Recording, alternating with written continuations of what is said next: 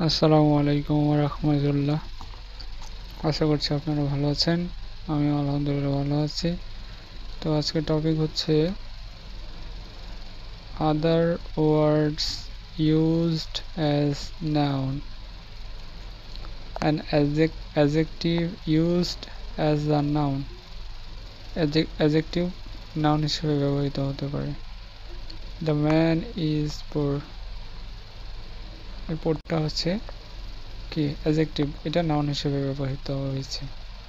He is a rich man, এই রিচটা হচ্ছে কি অ্যাডজেক্টিভ, নাউন হিসেবে ব্যবহৃত হয়েছে।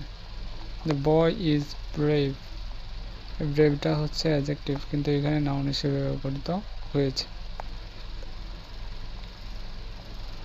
A verb used as a noun, we play football, এই যে প্লে এটা নাউন হিসেবে ব্যবহৃত হয়েছে। Please show me the picture, এই শোটা হচ্ছে noun. This is the go of the is, go.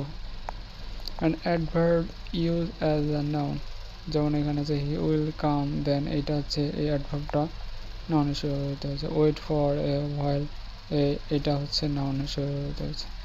a preposition used as noun, I called him behind, এই behind-টা নাউন হিসেবে। come in, go out, out in noun হিসেবে। a conjunction used as a noun, the man is poor but honest, but noun হিসেবে। he came in and asked my name, and an infinitive, infinitive মানে হচ্ছে to plus verb used as noun, to write, এটা হচ্ছে infinitive, এটা যেটা noun হিসেবে ব্যবহৃত হচ্ছে। I went to see it, to see এটা নাউন হিসেবে ব্যবহৃত। আর gerund verb plus ing, gerund বলতে আমরা বুঝি verb plus ing, use as a noun, walking is a good exercise, এই walking এটা হচ্ছে আপনার নাউন হিসেবে ব্যবহৃত হচ্ছে। don't stop reading, রিডিংটা হচ্ছে gerund, এটা নাউন হিসেবে ব্যবহৃত হয়েছে।